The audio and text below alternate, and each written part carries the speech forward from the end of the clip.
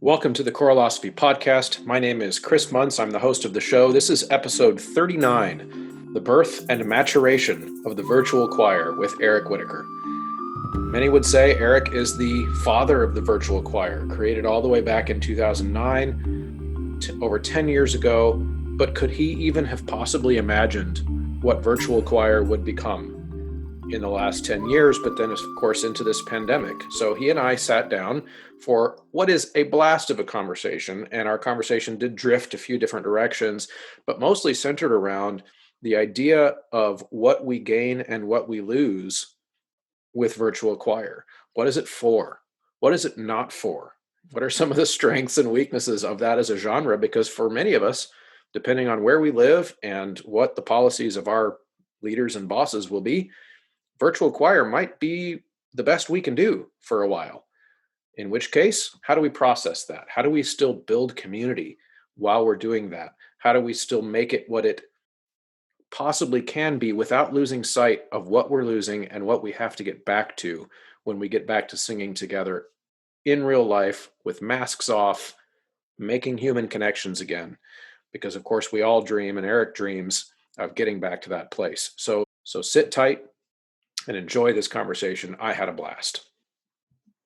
So, a quick update for you here on the newest affiliate on the podcast, which is mymusicfolders.com. I am so excited to have partnered with this company. And of course, right now, the hot ticket on their website are the Resonance Singer's Mask. And I wanted to show you a few things about them. But first, I wanted you to remember that you can use the discount code on any purchases on that website to just plug in that code, take 5% off the end, which if you're ordering your choir folders for the year, you're ordering your choir robes at mychoirrobes.com, all the discount code works there. So that can help you out, help out your tight budgets, and also lets them know you're listening to the show. So head on over to that website and get your shopping done for the year before the year starts.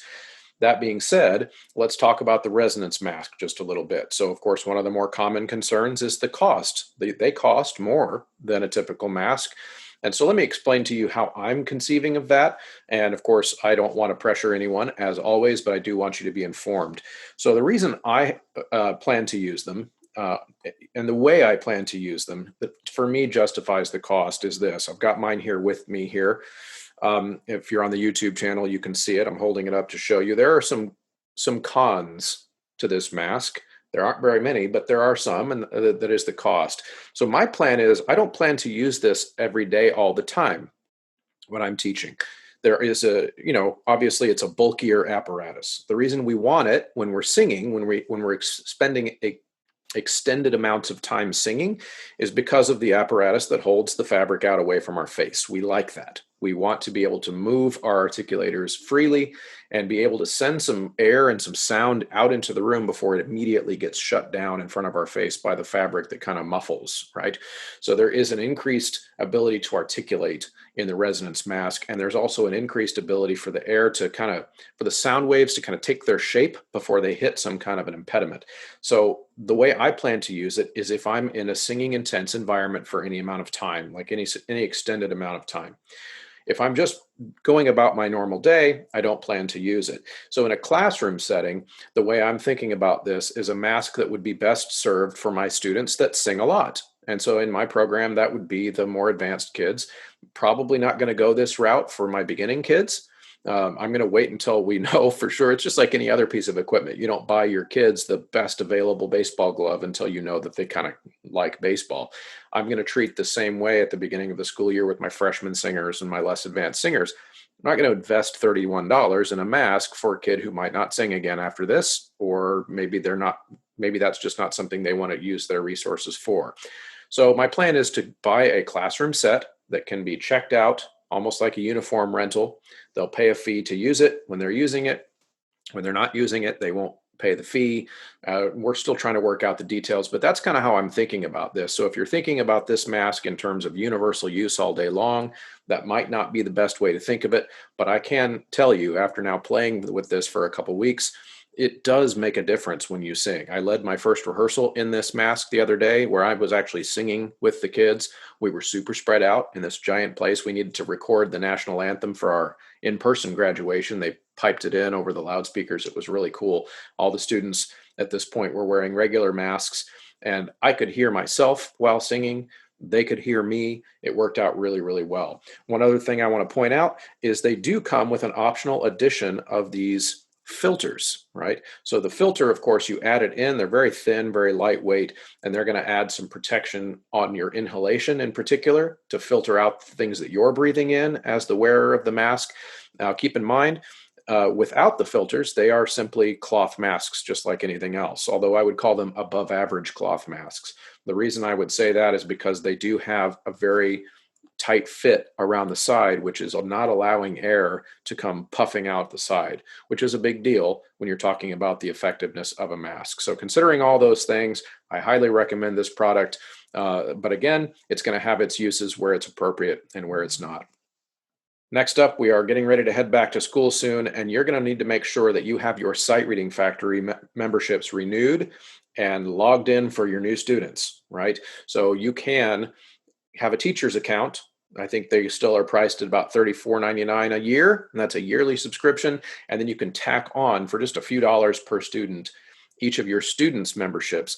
And whether you are going back in person, hybrid, or all online, Sight Reading Factory is going to be your go-to in class to provide opportunities for your students to continue to have individual growth in their skills, their literacy skills, and also because of the features on there allowing you to have the students record themselves and submit, you can be giving them vocal production tips as well. So you want to make sure that you use Sight Reading Factory to its fullest. But a lot of you guys did your memberships last year and you used the code. Maybe some of you have come on the show since then, didn't know about the code. So as you're getting ready for school to start, make sure you're all signed up and then use that 10% off discount code when you check out, and you'll be all set for the year. And lastly, before we get to Eric Whitacre, just want to give some shout outs to the producers of this show over at Patreon. Of course, all of the members on the Patreon page are instrumental in keeping this show going and keeping the cost of the show to neutral, which has been a hugely helpful thing in me being able to produce as much content as I possibly can. So all the patrons over there at patreon.com/choralosophy, thank you so much.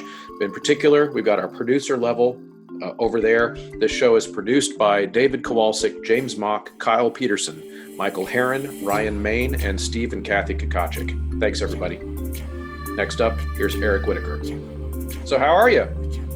I'm good. I'm in my bedroom. So you got this. I've got a full house. I've got my wife downstairs writing. I've got my son working on. He's also a musician. So I get the bedroom right now.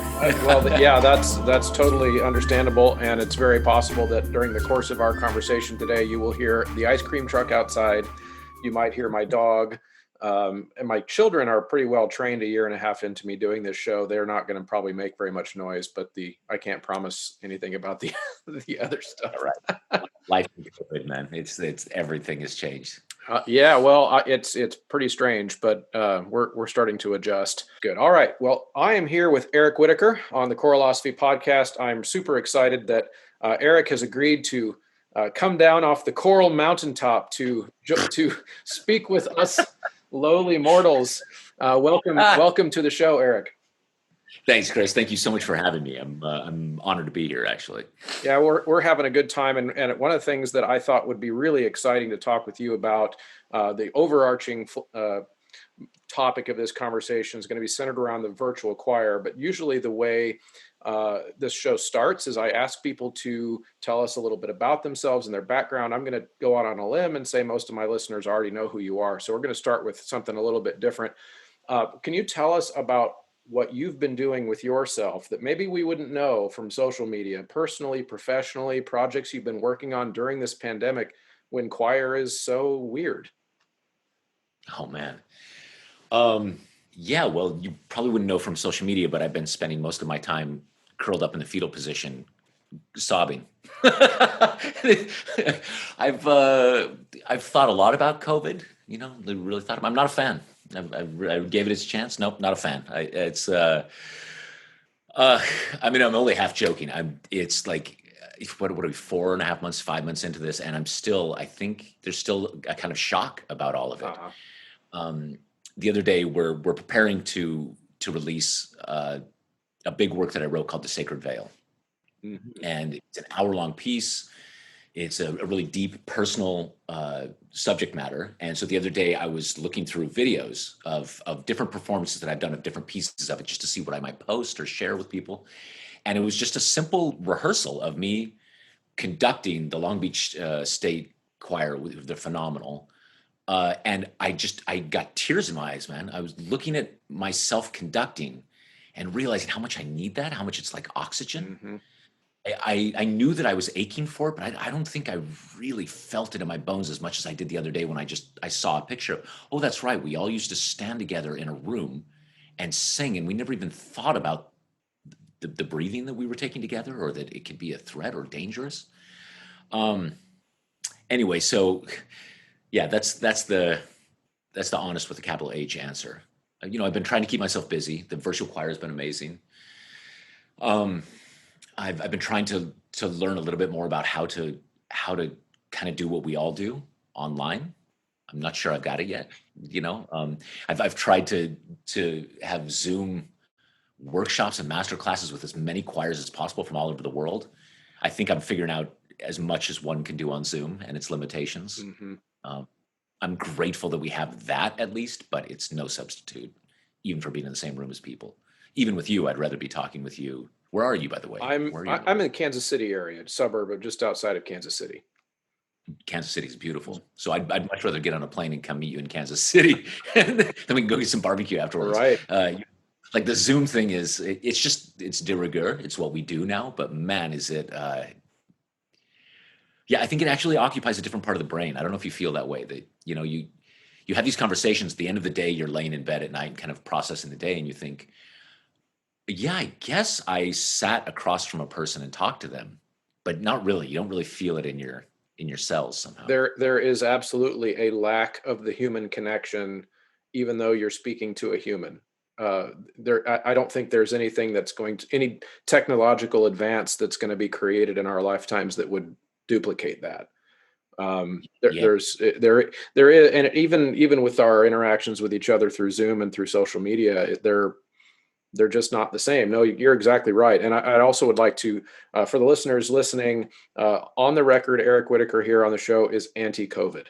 He's yeah. I'm willing to come forward and say that officially. Yeah. Oh my God. I mean, it's terrible, isn't it? It's truly terrible. And of course, there are people all over the world in all kinds of disciplines that are suffering immensely. Mm-hmm.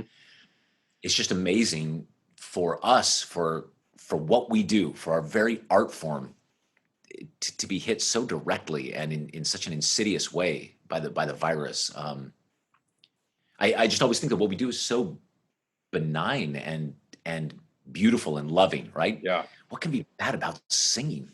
And then suddenly the idea of just getting together in a room and singing is that we're super spreaders and that it's dangerous. It's a lot. Yeah. And I would even go one step further, is to say that it's not even the music or the singing at the core that's being thought of now as the danger. In fact, if you think about it this way, the singing and the music itself is kind of superfluous, or it's the top level of what we do. At the root of what we do is the human connection that we were just talking about, the being together in the room. But that's what's dangerous, right? That it's that very being next to each other that creates the need for us to be creative, like we're doing a lot on this show right now. We've been talking with COVID doctors, talking about what are the things that we can do to make it less risky. But really, that's the part that makes me sad. I share your sorrow here, is that we have to figure out a way to be less connected in order to be safer. And that's just sad. Yeah, and that's hard, right? Mm-hmm. It makes every day really increasingly difficult, I find. So I find the longer this goes on, and especially with the current state of affairs, there's no foreseeable end in sight. There's no obvious path out of it, and that's it's a lot. It's a lot to just think, when will we ever be able to come back together and, like you say, just be face to face. It's tough. By the way, I saw the video of you singing with the mask. Yeah, great. I love that you tried it and like really talked through the possibilities of it and all of that. And difficult, right? Yeah. I mean, Yeah, I had a chance to when that video was made. I had just gotten that mask. I played with it for about a week. Um, recorded with one take without warming up. It was gross, but the Sounded well, fantastic. thanks. But what I was trying to do is just to get a feel for it. But then later on, I didn't have a chance to record it. I actually led a rehearsal in that mask because my school, the graduating seniors wanted to record the national anthem for graduation, and I took 10 of them into a huge or 1,000 seat auditorium, and of course we had to have masks. The school requires that we have masks if we come inside, and so I used it, and it works great. It's just, of course, I don't know, it goes back to that same thing. Like we'll use them if we have, for as long as we have to use them, but it's still, even the mask I find reduces the human connection. Like Oh, absolutely. we take for granted what our facial expression communicates when we're working with a choir, when we're just talking to people. I feel like I Yeah. notice it in the grocery store. There's just less community. There's less you can do with your eyes, with your eyes only. Yeah, it's really um, a rough spot that we're in, and I think whatever we can piece together. This is my view anyway. Whatever we can piece together of our ability to make music together, I see it as a limping forward. We're going to limp forward towards getting back to whatever normal we have. Yeah, and at the same time, try to innovate, right? Try to like, okay, let's get everybody. You can feel it. It's really nice. Everybody's getting very creative, Mhm. and the longer it goes on, people are saying, okay, what do we do? And I also write concert band music, and so there's this huge push now for what is called flex ensembles, right? So basically, you take a piece of music, and you write it for four parts, because you just have no idea what four instruments you're going to have. So, okay, this part could be played by these, this could be played, and already I can see composers getting really clever. And there's some precedents for this, right? Like L'Histoire de Soldat by Stravinsky, or the Quartet for the End of Time, Messiaen. Like those were written in adversity when they had like just an odd group of instruments. They had to make it work. So I think in small ways and in the big ways using technology, I think people are going to come up with some pretty clever things that hopefully will get us through. And then some of them might even they might last. They might be lasting changes. Right, absolutely. I had a composer friend, Doug Helvering, send me a piece that he had written kind of as the pandemic started, and as we started to learn that probably the first choirs that sing will be small groups because they can spread out more and they can control their environment and that kind of thing. And so he sent me a piece for my school kids that was just kind of polychoral in the old sense, but his idea was that it would um, be something that could be rhythmically kept together, knowing that the singers would have to be really spread out, almost like something that would work well for a marching band. It doesn't sound like marching band music. Sorry, Doug, if you're listening. That's not what I'm saying, but it's designed for small quartets spaced out around the room, which I'm starting to think, okay, this is the type of music. Either that I was thinking, or music that isn't very rhythmically structured at all, meaning it doesn't matter if the choir from the other end of the gym, you know, Yeah. 40 yards away, is exactly in time with the other, trying to be creative with just even the ideas that we have about the way music is supposed to sound. We're Absolutely. gonna have to be all kinds of creative about that. So yeah, it's interesting. Now to take us back just a little bit, though, could you give us some more details about your most recent virtual choir? Because I know that just came out. Tell us about that. So, well, when I'd finished Virtual Choir 5, this was about 2 years ago, year and a half ago, it was on a piece called Deep Field. And it's inspired by the Hubble telescope and images from the Hubble telescope. And we worked with NASA and the Space Telescope Science Institute making the film. It's a 25-minute film and piece.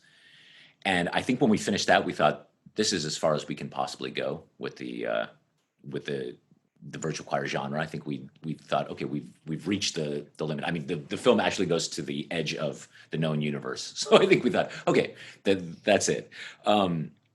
And then in March, once all of this hit, once the COVID crisis hit, that's when I got on the phone with Claire Long and Meg Davies, who are also the executive producers of the virtual choir, and said, if there was ever a time for a virtual choir, it was now.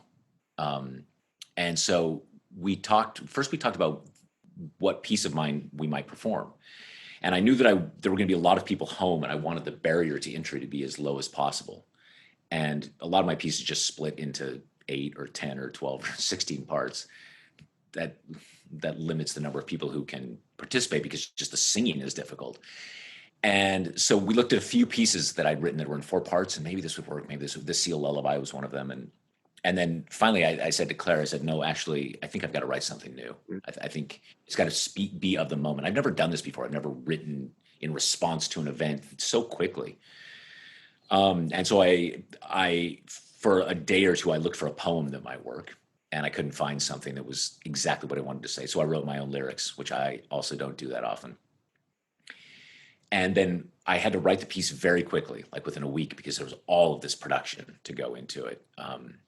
And we launched it. We didn't know what kind of numbers we would get. We ended up with 17,572 singers from 129 countries. Wow. It's crazy enough just to say, but it's the web team, the audio team, and the film team. They're the true heroes. And then we just released it last week, actually, a week ago. And it's just been so heartening. Well, one of the things that we learned about doing with other virtual choirs was that the final video is beautiful, and it's a record of what we all did together, but it's the community that gets made in the process of creating it. That's the real gold of the goal of the project. And so we spent a lot of time working on ways to engage the community and get everyone active. And this time around, I felt like we had something truly special going on. And huge. There's the Virtual Choir 6 Facebook group, I think now has 23 or 24,000 people in it. And it's just the most positive, supportive group. And, people like us, a bunch of choir nerds from all over the world who are just sharing and helping each other out. So you mentioned, because we were talking about some of the way that community, we feel like we lose community when we're not in person with each other. But through this project, you've been able to build a different type of community sharing. How is that? Do you think that's a fair way of saying it? It's not quite the same as being in the same room, but you're putting together people that otherwise wouldn't have come together and to have conversations. Yeah, that's exactly right. And in fact, the vast majority of all these people who are involved, and even who are in this Facebook group, will never meet each other in person. Right. Occasionally people will get together, but so what we try to focus then on is the obvious, which is our commonalities. One of the beautiful things about having a project that everyone's involved in is there's a very distinct commonality that everybody comes to the table with, which is that they're all in this together. They're all making this thing together. And so from the simplest thing to the language that I use when I talk to a group, any post I give, I always use, pronouns like we or us or let's or these kinds of things, just so that at all times everybody feels part of this thing that's larger than themselves. And I think just because I'm the spokesperson for it, that's how I see myself. I'm the face on the cover of all of it. There is sometimes like a lean in towards making it about me, if you know what I mean. And I do everything I possibly can to tamp that down and make sure that it's about everyone else, that it's about the group and not the individuals. I think that's incredibly important. And as a conductor, that's when you really start making music. Yeah. Right. Absolutely. Yeah. When the conductor starts, I wouldn't say becomes irrelevant, but becomes just another cog in the big machine. Right. Yeah. When the singers buy into the fact that they're the ones making the music, not the conductor, ultimately. Exactly. We all need each other. It's not a not a parasitic relationship. Yeah, that's awesome. That's a really neat thing. And where's the best place people can find that? I'm imagining YouTube. Yeah, if they just type in Virtual Choir 6, it'll take you right to the YouTube. It's kind of crazy. In the first week, we've had 1 million views. The single debuted at #1 on Spotify and iTunes playlists, also in the classical charts. And then I did a string quartet version. That's at #3. Just kind of nuts. It's like I was joking with the choir. I said, this might be the first time ever that a classical #1 single had 17,574 performers on it. I mean, when would that ever happen? So it was just cool to kind of see the effect of it. And the piece is called Sing Gently. And I wrote it as a metaphor for a way that I'm hoping people will live during this time. You know, as you start to see this dissolution of society and this divisiveness, that just to remember to treat everyone with compassion and with empathy. And that idea, that message that the whole choir got together to make seems to really be resonating with people outside the choir too. That's very heartening. Now, do you have any sense of the participants in this virtual choir 6? Do you kind of have you kept track along the way? Is there a core group that have done every single one, or do you even keep track of that?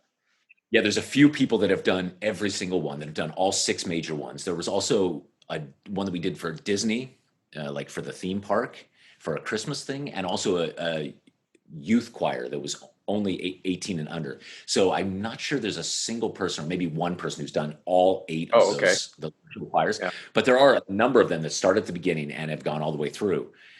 And it's extraordinary. It's like you'd imagine. It's a little island of people. Well, you know, anytime you're in a choir, you've got people have met in the virtual choir, seen each other's little boxes next to each other, started dating, got engaged, and got married. Oh, wow. So, right, yeah, this has happened. Wow. We've lost dozens of members, people who have died during the time, you know, and their video, people that we know really well, their video in a way outlives them, you know, or is this beautiful memorial to their time here on earth. And you've got people from every possible discipline, right? You've got doctors and dentists and scientists and post people and unemployed people, and as young as 5 years old in this virtual choir, as old as 93. Every race, creed, color. It's really like a little island. Every possible kind of person is there. That's such an amazing thing. I would have never guessed that you would have had romances budding in your virtual choir. Well, you know, it's a choir. It's like, you know, every choir you've ever been in, right? I mean, even the high school ones. Oh, yeah. It's like, hey, how can you help it? It's like you're all in this together, and it's so thrilling, and somehow that kind of feeling transcends the weirdness of making a virtual choir. Yeah. I speak to that, actually. We've been working for the past couple of virtual choirs with a woman named Dr. Daisy Fancourt. And she's done several interesting research projects on the physiological effects of singing first. And I still do, I guess, when we get back to normal, but I have a professional choir in London. And so for a couple concerts, she hooked us all up with EKGs, you know, for rehearsals and for the concert. Everybody in the audience, all 800 people, took saliva tests, you know, all to just register the effects on the body of listening to choral music, of performing it. And then the past couple virtual choirs, she's specifically studied virtual choir singers. And amazingly enough, almost all of the health benefits that come from singing together also get transferred to people who are singing in virtual choirs. You'd never think it, right? I don't know if you've participated in any of them. It's awful. Not any of yours. I have done some for other. Yeah, you've done it, right? Yeah. And have you done it as a singer? Yes. Yeah, it's the worst, right? I mean, you're alone in a room. You're trying to get all your equipment right. Everything sounds always bad. There's no acoustic, even if you're in a shower. Right. And all of the benefits musically of singing in a choir go away, right? You hear only yourself. You don't blend. It's hard to be super musical. It's hard to follow the conductor. All those different things. Somehow, some way, all of that adds up to a physiological response that is almost identical to singing with a group of people. All of the health benefits of it. And so, in the oddest way, it makes sense to me that people would meet and fall in love, or that people would develop lifelong friendships or relationships with people that they aren't even in the same room with. That's awesome. That's beautiful. That it's really interesting, especially because the assumption I would have made would be that there's something about the shared space and even the shared hormones that would create a lot of those physiological responses. And I imagine there's probably some truth to that, but in the scenario you're painting, it sounds like a lot of the benefit that we might be, I guess, pulling out of the music comes from the music itself, the singing itself. I would imagine that each of the singers has to have some type of common imagination happening. And there's probably some psychosomatic effects there too, but I don't want to speculate. I'm not a scientist. That just sounds interesting. Me too. And I'm not sure those answers, we got those answers yet, but we definitely know that exactly as you say, that there's these hormonal responses, right? That the stress hormone cortisol dramatically drops even for virtual choir singers. Yeah. And hormones like oxytocin, which is responsible for bonding and that feeling of euphoria, that goes through the roof. Even if you're sitting alone, I think somehow, some way your mind knows that you're part of something larger than That's kind yourself. of what I was getting at. Yeah, it's the like the Yeah. shared imagination. You can kind of picture yourself eventually on that screen with all those faces. You can audiate, or you can hear some of the other parts starting to happen around you. That, I think that's an awesome thing. Which, interestingly, that gets us to the next thing I was going to ask you about anyway, which is taking us all the way back in time to virtual choir one, or pre virtual choir, when the idea was first Mm. coming into being. What are we talking about? 2012, 2011, 2009, believe it or not. 2009. Wow. Yeah, Okay. 2009. So tell us that story. How did this all come to be your baby? So it started pretty innocently. This young woman named Britlin Losey, who's now a composer in her own right. She was only 17 at the time, so a high school student in Long Island. She uploaded to YouTube a fan video to me. I'd never met her before, and she didn't even send it to me directly. She just uploaded it. And in it, she says, she kind of looks in the camera. You can still see it on YouTube. She says, "Hi, Mr. Whitacre. I'm a big fan, and I'd like to make this for you." And then she pushes the play button on a CD player, and a recording of Sleep starts, a piece that I've written. And she sings the soprano part from memory, basically looking just off camera, but the camera right up in her face. And I think people forget that back in 2009, YouTube was still pretty Yeah. new. And we didn't yet have this culture of intimacy the way that we do on social media, where you see somebody right there, a close up, and I could see into her room and the teddy bear sitting on the piano, and it was just incredibly intimate. It's like I don't know if I'd experienced something like that on the internet before. And I just had this very simple idea. Her listening to how pure her voice was and how pure intention was. I thought, if you were to get 25 people to do what she's doing, just singing at the same speed and singing in the same key, they could be anywhere in the world, sing their part, upload it to YouTube, and then I would just literally start the videos. That was as far as I'd gotten, Ah, was that I would open 25 tabs and push play all at the same time. And then this choir would unfold, right? I mean, it was nothing further than that. And so I wrote on my blog, and I think I was on Facebook at that time. God, have I been on Facebook 11 years? I hope not. And but I basically said, I think I'm embarrassed to say, but I think I wrote OMG, OMG. I just had this idea. So guys, upload. We're going to do Luxa Rumque, which is this piece that I'd written in 2000, and upload your parts, and then we're just going to do them all the same. And so people started saying, well, how are we all going to sing them at the same tempo? I said, that's a great question. And so I came up with this idea that I would just film myself conducting a version of it that I was hearing in my head.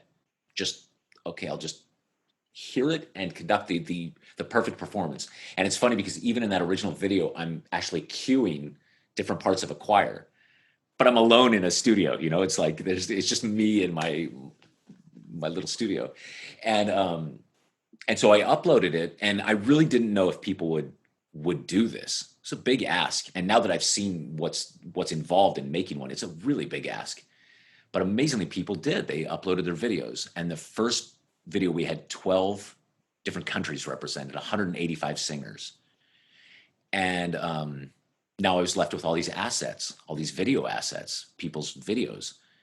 But I don't know I'm not a video editor. I don't know the first thing about it. So I hadn't even thought this far. And I wrote again on my blog, does anybody out there know how to do anything like this? And this young guy named Scott Haynes, who was 22 at the time, he wrote to me and said, yeah, I'd like to do this. Amazing. And so I bought Scott a computer so that he could have enough power to do it. mm-hmm. And it took him about 3 months to work that first thing out and to really clean up all the audio and get the video the way it was.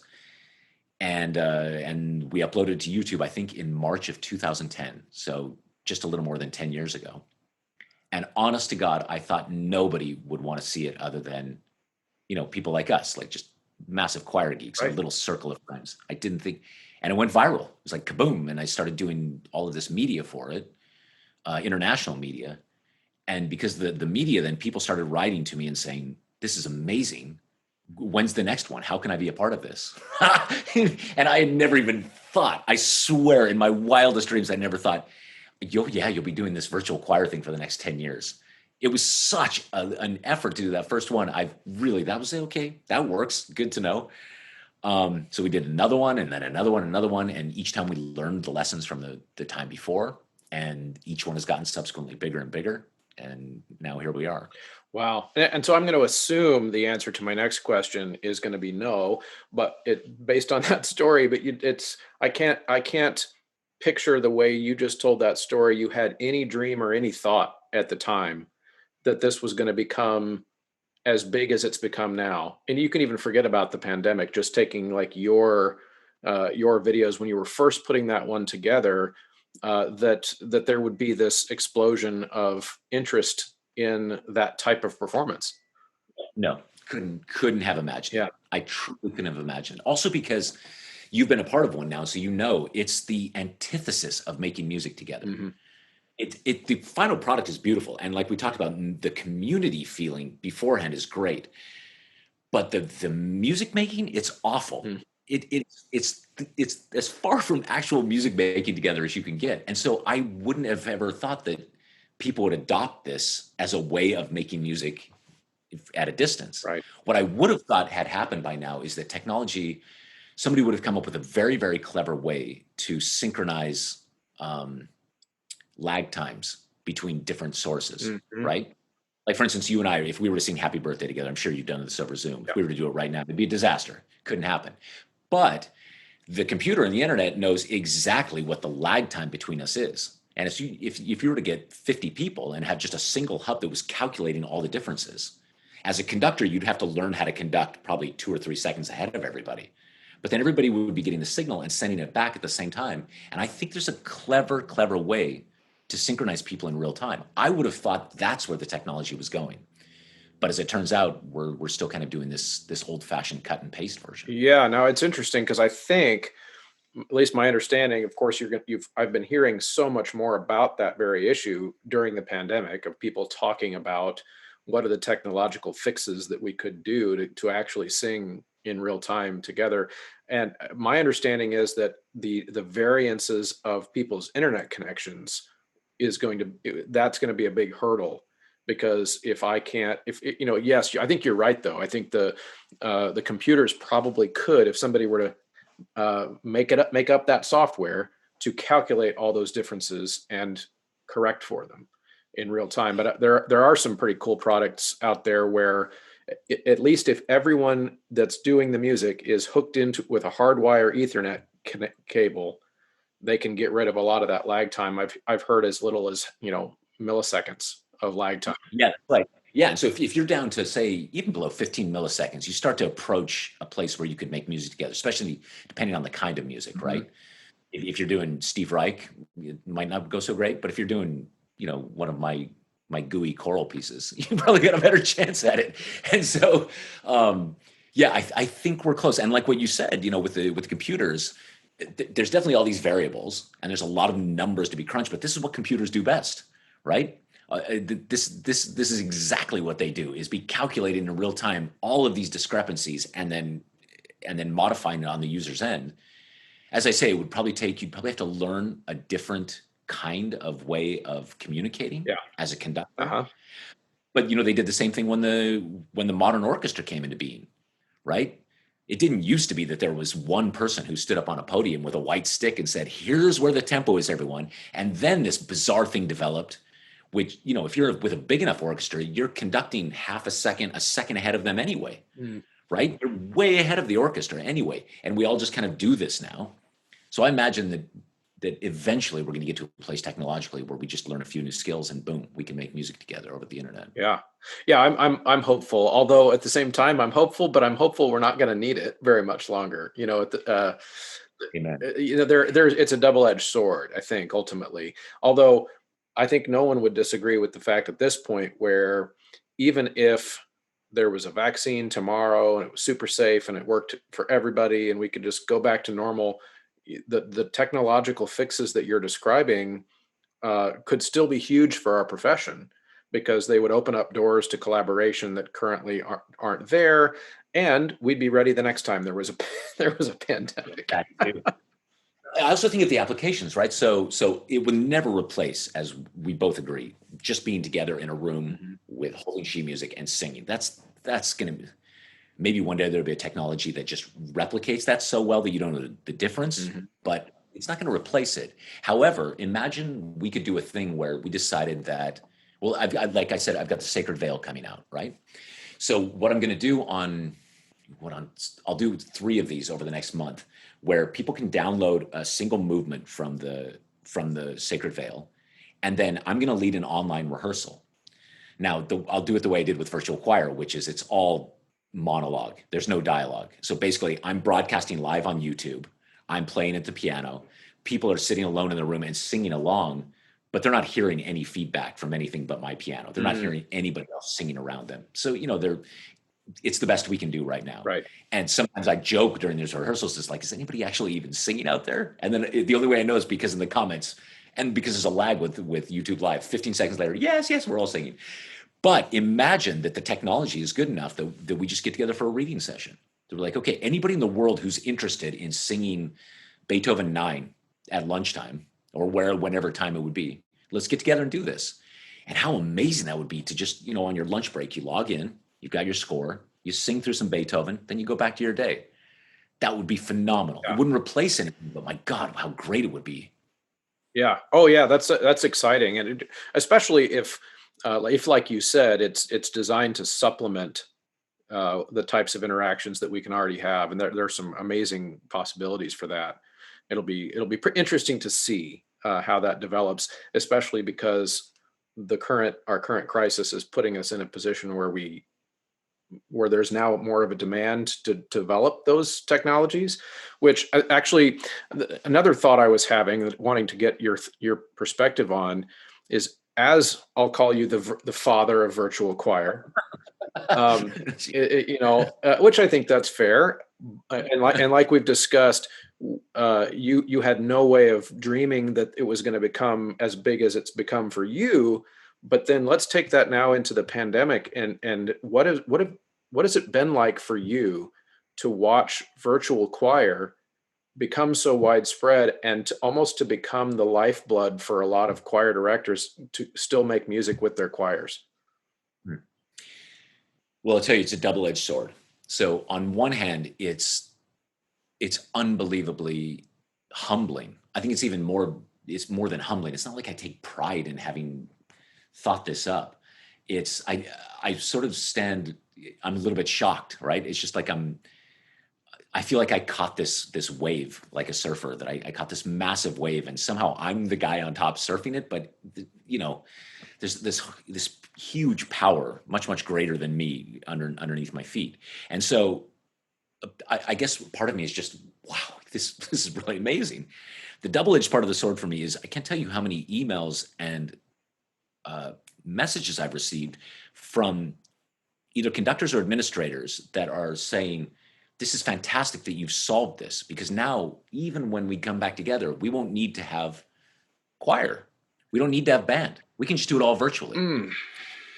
Okay, and you and I both know that's because they don't fundamentally understand what they're seeing, right? These are people who've never been in choir or have never been in an orchestra, which is the worst kind of administrator or a politician. And so they think, wow, it's a cost-saving measure. It's a way to get in all of these other requirements and put this thing even further. It's bad enough 0 period. Now it's over here. And I'm trying to formulate some sort of open letter that says, please understand, this thing doesn't begin to replace this thing. They're almost different genres, right? We call it a choir, but it couldn't be further from a choir. And so It's virtually a choir. Yeah, that's perfect description. Yes, virtually a choir. That's right. The problem is everybody's confused virtual and literal, right? Like you hear everybody say, I literally had 1 million donuts for breakfast. No, but I think even Oxford Dictionary now has said literal means, okay, it's being used so widely and correctly now that literal can mean figuratively. So I think this idea that virtual is, yeah, it's so I'm hyper aware of the dangers of of people thinking that that's a replacement for it. Yeah. In fact, I came out with on this show, a very short little excerpt that, oh, and by the way, I invented a term that I think you will appreciate. So you have had videos that have gone legitimately viral. For the rest of us in the choir world, maybe 10 to 15,000 or 20,000 views would be a lot. And so I've invented the term choiral. It's gone. Nice. So I had this little episode that went viral, had lots and lots of views for me, and it was based on around the topic that we're talking about right now, is that virtual choir is awesome while that's all we can do, but it's not choir. It's not the same thing. And while we're doing it, so this was kind of the short version of my little premise, was that while we're doing these stopgaps, I'll call them, these things that we're doing because it's all we can do with our students and our singers, we got to make sure that we are communicating to our bosses and to our communities that this is not the same thing and cannot be used as a replacement. And so while we're so excited about the technology, the way it's growing, and that we can do these cool video projects, with one hand, we're excited. With the other hand, we're making sure we're communicating to people it's not the same.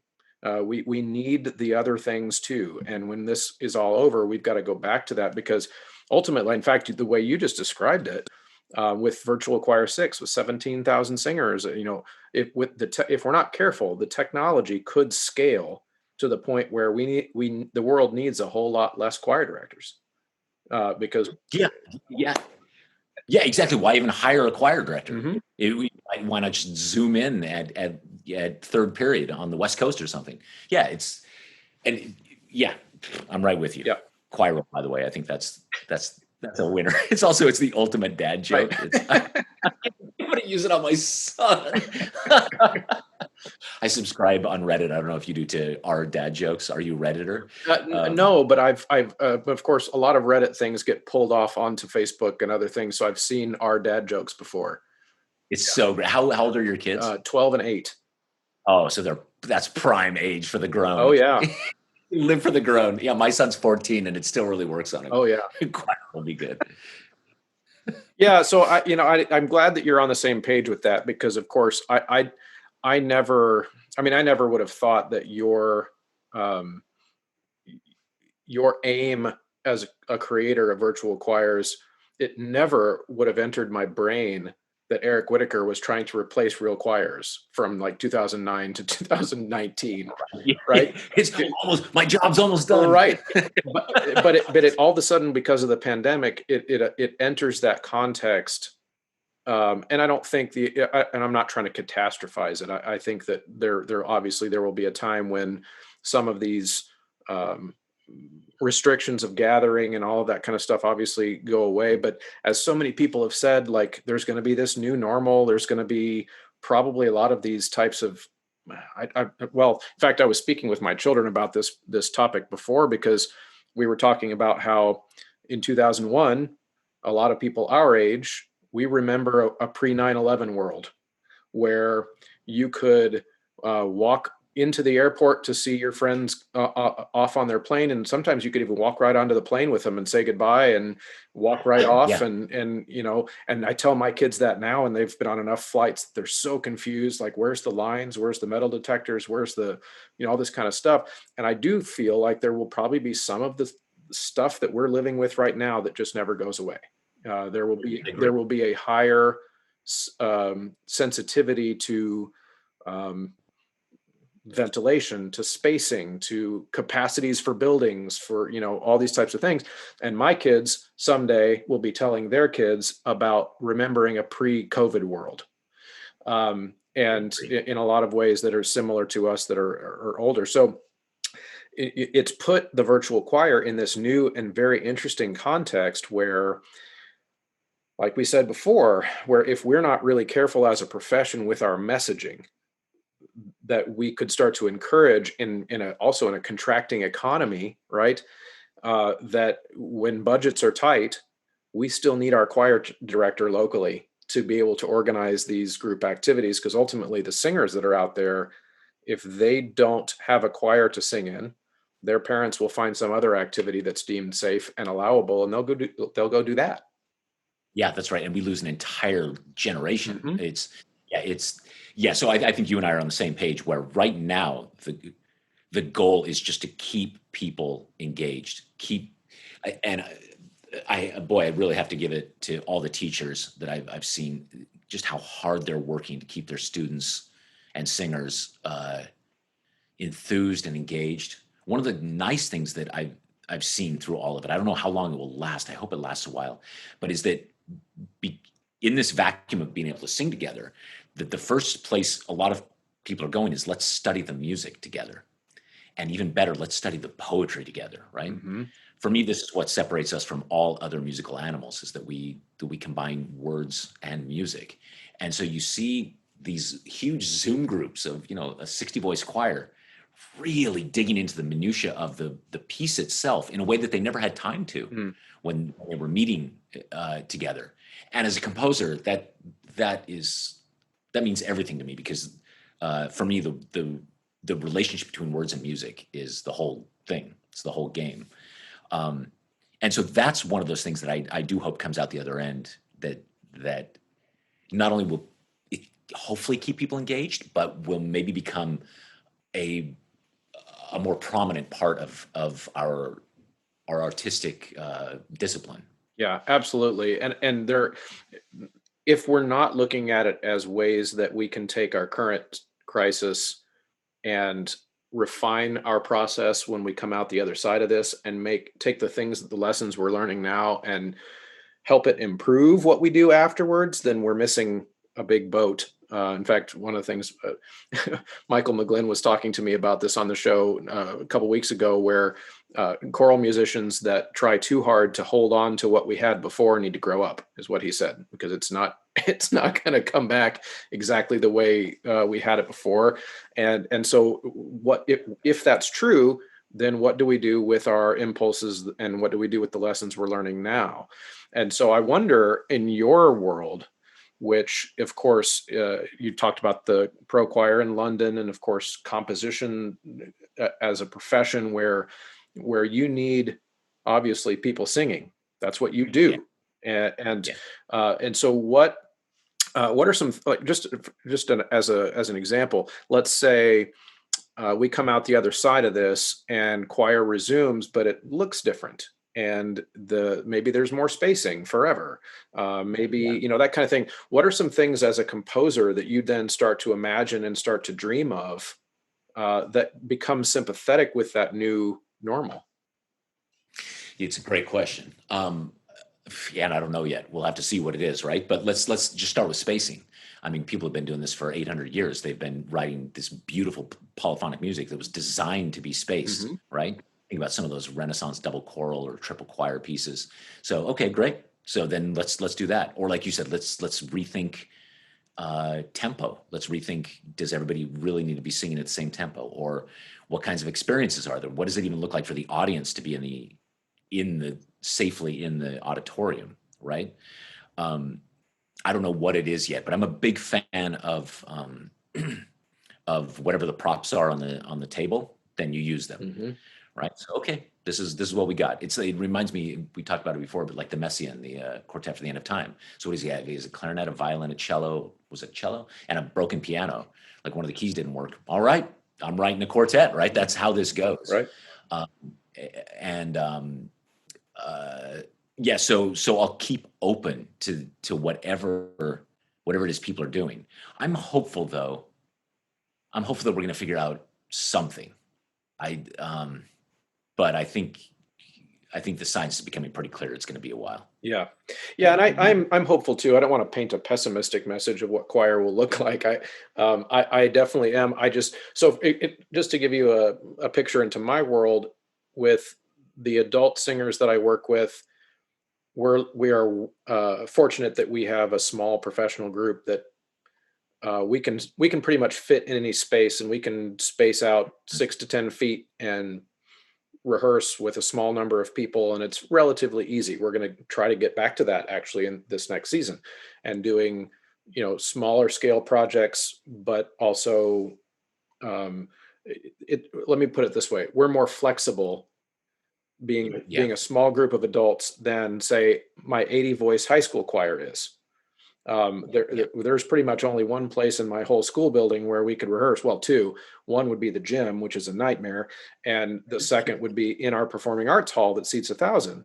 But then, even then, we're spread out around the room, and so I'm already starting to think about, in that context, what types of songs and pieces to choose and which ones to stay away from. My instinct is I'm going to stay away from highly rhythmic things Yeah. for the most part, just because of the delay. Like there'll be a constant delay between me as the conductor and the back row.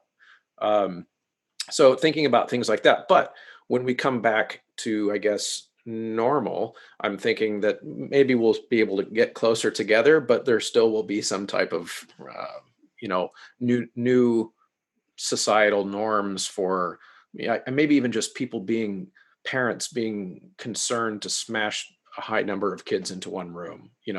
Even, do you envision us having in-person choir conventions in the next 2 or 3 years? Just guess. If I had to guess, I would say no. Yeah, that's what I'm worried about. Yeah, I mean, yeah, I mean, obviously not the spring. I don't know if anybody's still planning. I'm sure ACDA National has been.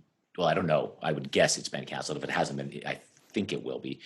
Everybody keeps kicking the can down the road a few months, Right. but it's it seems pretty clear to me now. It is what it is, Yeah. and it's going to stay like this until a vaccine is hopefully come up with. Because otherwise, you're just going to get people together and they're going to get sick. And there's so many people, and the thing is so contagious. So, yeah, who knows? A year from this spring, God, I hope we're on our way to being able to meet together in person. But I don't know. I don't know if we're going to get to a place too where like in Contagion, eventually you'll get a badge for having the antibody, Hmm. and the badge gets you into something. I don't know if it'll be like that. It'll be such a strange world. But to answer your question, it's going to be a while before we're back to having in-person Yeah. meetings like that, Yeah, and I how think. big of a deal is that for you in just in the being a composer and needing to network and be visible and meet people, and how does that affect your professional life? Well, for me personally, it's not so the meeting going to conventions isn't so bad, other than just all of my friends are at the Right. conventions, and also I really get my soul fed every time I go. Hmm. It doesn't matter what convention I go to, there's always one or two choirs that just blow my mind and just reignite my mind. I think, oh, I had no idea that was possible. So that part on an artistic level is difficult. But in my professional world, what's happened is that nobody is buying sheet music. Right. Nobody. So I went from selling a certain number of copies of sheet music to zero almost Yeah. overnight. That's kind of just astonishing. I don't even. Do you know what I Oh mean? yeah, It's like, I heard, I saw on Facebook somebody, I don't know what the source was, but that there had been a publisher released something. Maybe it was one of the big publishers that sales are down like 90%. yeah, 90%. Yeah. That's right. So I'm doing everything I can just to help keep the publishers stay alive, Yeah. to make it through this, because we need them. We really need them. But in yeah, my little corner of the world, the different facets of my freelance career are: I'm a composer, I'm a conductor, I'm a public speaker, and I write commissioned pieces. Right. and, and none of those are happening right now. Right. I mean, not at all. So yeah, so for me, I'm trying to figure out what I can do to just be useful. I'm sure you feel the same way. Yeah. It's like, even with this podcast, it's so great that you've got it, because you're also being incredibly useful to our community, and it gives you a chance to be artistic. So I'm trying to figure out, all right, how can I use the tools that we've all got, Zoom and YouTube, and what can I do? Um, and then at the same time, I'm kind of waiting for whatever the music I'm going to write is going to be. I don't know what that is yet. I don't know what music in isolation sounds like. Hmm. Sing Gently, the virtual choir piece, was very, very much a choir piece. In fact, it's maybe the most choir piece I ever wrote. It's 4 parts, it's piano, it's 3.5 minutes. It's designed to just be sung by as many people as possible. But now that none of that's available, I'm not sure where it'll go. Well, and yeah, it's interesting that you put it that way too, because I had the same thought with the podcast. You know, the the first year of this show, I started it in February of 2019, and so for the first year of the show, as this audience was steadily growing and it was going really well and still is, but it was all about choral music, and it was about music education, and it was about things that, like, the nitty gritty of the art form. Yeah. And then the pandemic hit, and it became about COVID, and it became about what to do when you can't have choir, and and all of that. And so it's very much changed. We talked a lot about social justice issues, and all of those things are useful. But just my personal feeling is that I want to get back to talking about music. That's what this show was for. In fact, my 8-year-old verbatim has been making fun of me because he said Daddy's stupid podcast is supposed to be about choir, but now it's just about COVID-19. Oh, jeez. Oh, man. And since I've been working from home mostly, he's more aware of the fact that I'm up here in my studio doing stuff. Yeah. Really, he knows what my job is now more. And so I think bottom line is I just wish that we could be we could be doing music in real life, and then I would come on the show and talk about it. Like Yeah. that was Yeah. the original intent. So let's kind of wrap up in this way. Things that, from your perspective, uh, your dream scenario when we come out of and this won't require a prediction necessarily, but let's say that we've come through the other side of this. We are now past all of the major restrictions. Choirs are back together in person. We're making music again. We're not wearing masks, right? We're having that human connection again. If you could make a dream scenario for what the choir profession becomes as a result of this, how would you describe it?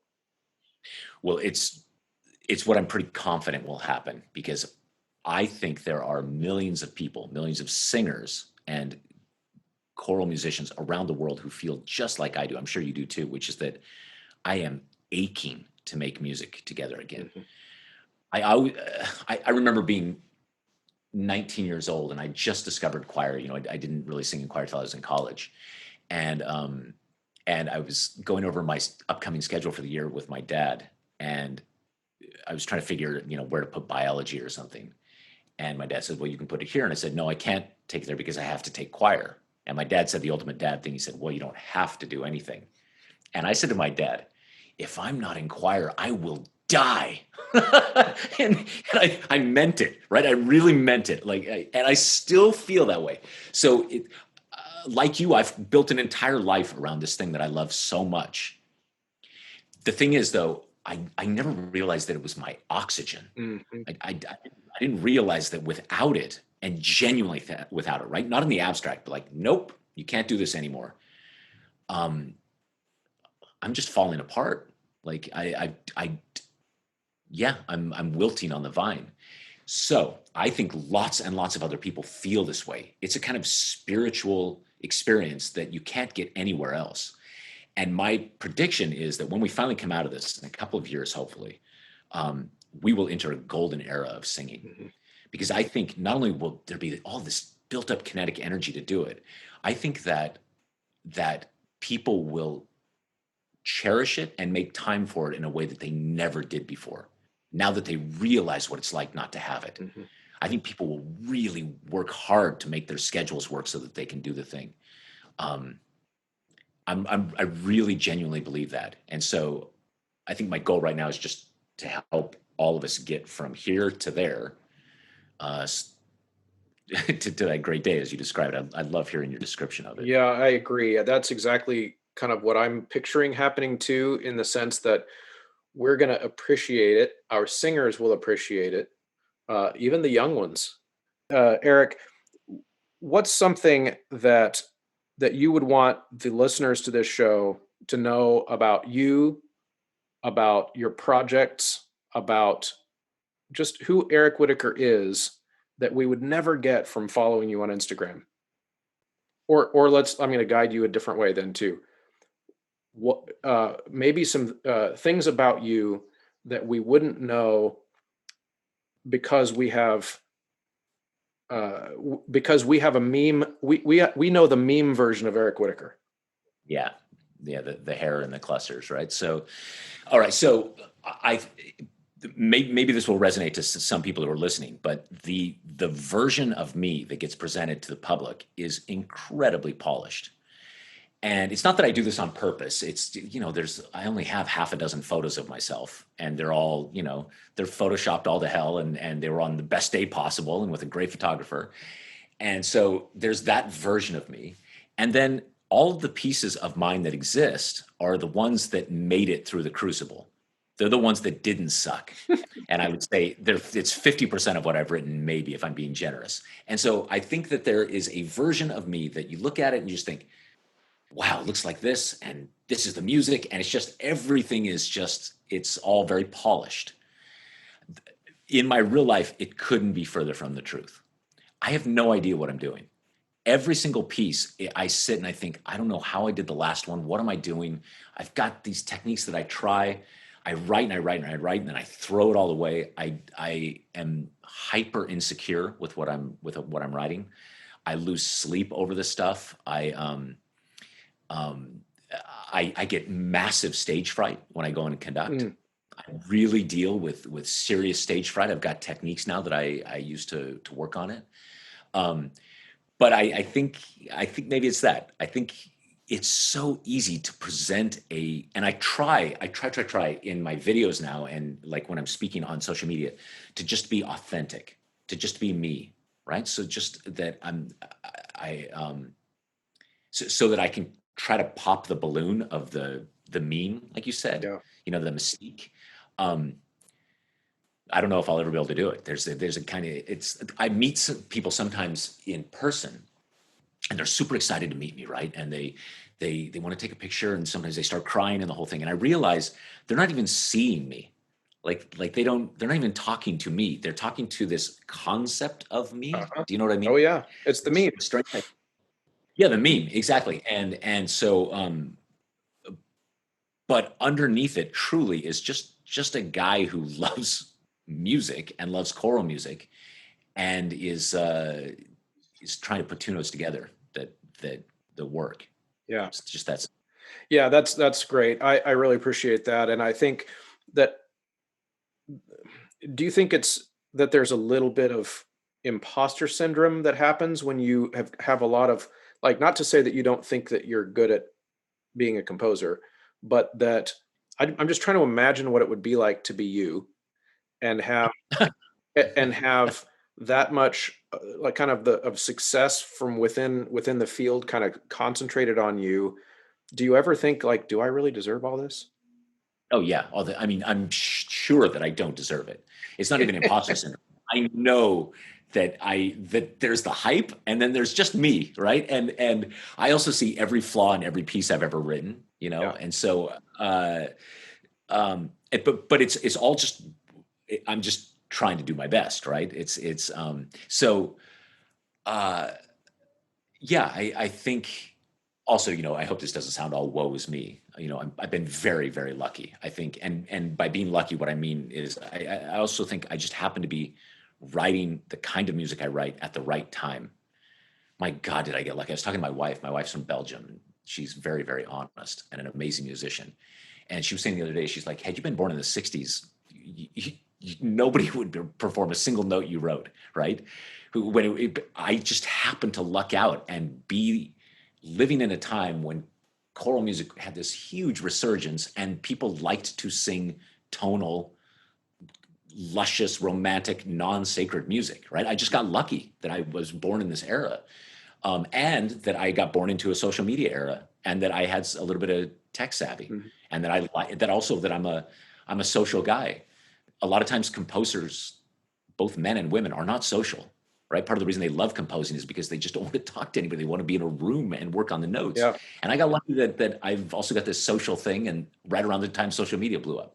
So I caught a whole bunch of waves. Yeah. and I'm grateful for it. I'm super grateful. So it's not that I say, you know, all the time, "Ooh, if only people understood me," but but um but it's nice that you ask it, and it's nice to be able to say that like just to let people know, especially composers or performers, Hmm. that it really doesn't matter at what level of success you're at.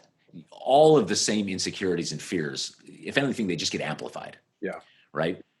One of the things I think about myself now is like when I go to write another piece, I just can't write my next piece, right? It's really hard to have a total wipeout in public anymore.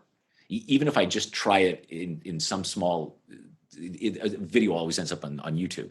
So I don't have the luxury anymore to wipe out in private, if you know what I mean. And so there's this expectation. I know when people commission a piece from me and they'll say like, well, we really love, and then they'll list these pieces that I've written. And basically what they're saying is we'd like the greatest piece you've ever written, right? Like I caught lightning in a bottle 25 years ago, and they're like, yeah, we're hoping for something like that. I'm like, yeah, me too. You know, me more than you, trust me. But let's see what happens. What do you feel like is your best piece you've ever written? I don't know. I have this. I have a really, really personal connection to every piece, almost like children. That's not overstating it for me. They're really like children. They're so close to me and such a part of me. So I see them as different aspects of myself. But there's a little choral piece that I wrote called "A Boy and a Oh Girl" yeah. almost 20 years ago. Yeah, so you know it. And I think "A Boy and a Girl" is probably the the best writing I've ever done. And I don't mean from a musical standpoint. I mean in terms of listening to the poem and marrying the music to the deep, deep meaning of the words. Okay. For me, that's the whole craft. The music, the clusters, all of that, that's really secondary. The craft is about taking the poem and marrying it with music and illuminating it into this new art form. Hmm. And I think "A Boy and a Girl" is probably my best version of that. I don't know if I'll ever top that. Yeah. That's yeah.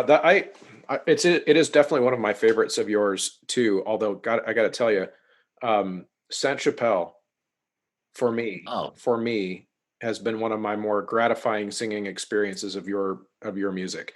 But that could just be that I'm a huge early music nerd, and you tried to wrap some of that language into it with a chant at the beginning, and it just that did it for me. But what a world. I know I keep telling you that I'm almost done, but now I have another question. So so here's another one about your music. If you had to guess 150 years from now, Which piece? which two or three pieces are still being performed of yours, and which two or three pieces do you think probably won't be? Which ones will go to the dustbin of history? Oh, that's really interesting. Well, okay, so if I'm lucky enough to even have a piece being performed 100 years from now, um, I've got it. It's probably going to be "Sleep." It's just, and yeah, this is one of those caught lightning in a bottle Hmm. moments, and I think that "Sleep" will be performed because it just works. It just does what you get it. Almost any version of choir, you know, professionals, amateur, church, community, they can pick it up and make music with it pretty Yep. quickly. It just kind of caught all that stuff. So I can imagine that. I will say this: if you're around and when I die, just please make sure that "Sleep" is not performed at my funeral. Any piece but that, please God. It's not that I'm tired of it, but it's like, oh, it's so on the nose. So, That's funny. um, yeah, of the pieces that won't get performed, I don't know. You know, I wonder sometimes, like when I'm performing music from the 30s and 40s, and there were kind of tropes that composers were using at the time that now seem really dated. Do you know what I Hmm. mean? Oh yeah. They're of a time. They're really of a time, and I wonder if some of my close harmony language will become dated, if it'll sound, oh my God, it sounds so early 90s, you know, and just all that shimmery magic that I feel in it now will at one point be passe. And so if that's the case, then I wonder if something now like say "Water Night" or "Luxorumque" Uh-huh. is a piece that right now feels like oh, this is, it's one of those pieces from this time that maybe in 50 years, people are like, this is ridiculous. It's 14-part chord. It's ridiculous. Right. Yeah. Well, I imagine it won't, it probably, no composer's entire catalog remains as prominent as it was when they were, forever. And so my thought is maybe 150 years from now there will be somebody, well, we've got to program some Eric Whitacre, but we're not going to program all of it, Yeah. so they might start to gravitate towards that's interesting. I'll let you off the hook with that answer. No, it's great because you think about it. Like, think about the great composers, say from the Renaissance, right? Say Tallis and Bird, because we were talking about Saint-Chapelle. So take Tallis and Bird. At most, what like the 98% of choral singers know one or two pieces, maybe, right? It's only the super nerds that maybe know half their catalogs, maybe, right? And so yeah, I could really see it memifying and just boiling down to one piece. Like, yeah, that's the dude that wrote Sleep. That's, the guy with the hair who wrote Sleep. Yeah. That's what. That's it. That's the legacy right there. Either that, or being compared to Sawyer from Lost. Yeah, but the Lost will also be gone, right? Nobody will know those references anymore. They'll just look back. They'll be like, "Really? Men used to highlight their hair that badly? Really?" Oh, that's hilarious. Eric, thank you so much for coming on the show. This has been lots of fun. On the way out, could you just give us a quick rundown of the best ways? I'm sure most people are already on your social media, but you're on all the major ones, right?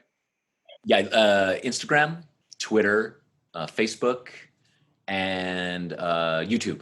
And it's always Eric Whitacre. Yep. And is there an ericwhitacre.com that people can get? There is indeed. Okay. Yeah. It's terrible when it's your name, right? Yep.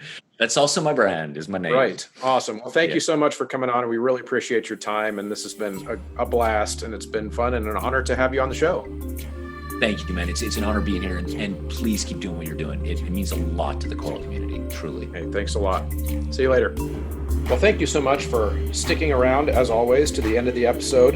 I have this sense of connection with those of you who are still listening here at the end. I feel like that means you're one of the diehards, or at least that you got something out of this episode, and I hope you enjoyed it. If you did, there are things that you can do to show your appreciation for this content, things that help spread the word, and that's the big thing. Here's the short list. Like, share, comment, leave a rating. Any way that you interact with any of the content anywhere you see it, whether it be Instagram, Facebook, Apple Podcast app, any podcast app that you use, if you interact with it in any way, it helps other people see it. That's kind of how the algorithms for all of this work. So the more you interact with the content on the Choralosophy podcast, that is the quickest, cheapest, and easiest way that you can help. Of course, also, don't forget to patronize our sponsors. If you have any needs for sheet music, head over to graphitepublishing.com and ryanmain.com and use the Choralosophy checkout code. They're awesome music and compositions that are available there.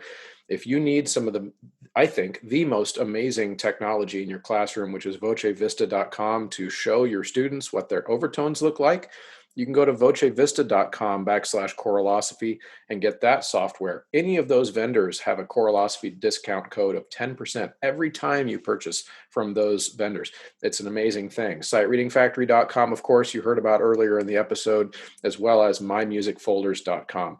All of those vendors have partnered with this show to give you the access to that discount code, which is hugely helpful. And it lets them know that you're listening to the show. So that's a sympathetic thing. And of course, last but not least, the Patreon page is huge. Patreon.com/Choralosophy is a great way for you to become more involved behind the scenes in the production of this show. Thank you all so much. It's been such a meaningful process for me to be able to grow this audience with you. And earlier in the episode, you heard Eric talk about how the projects that he does, he tries to make it about the community. And that is so important here at the Choralosophy podcast as well. So in that vein, last thing I'll plug is the Choralosophers Facebook group. Head on over there and join that and become part of the conversation. I love it when audience members send feedback, send questions. A lot of times episodes get created based on audience feedback going forward. It's like a a back and forth thing that happens on this show, and it's such a cool thing. Well, thanks, everybody. We'll see you next time.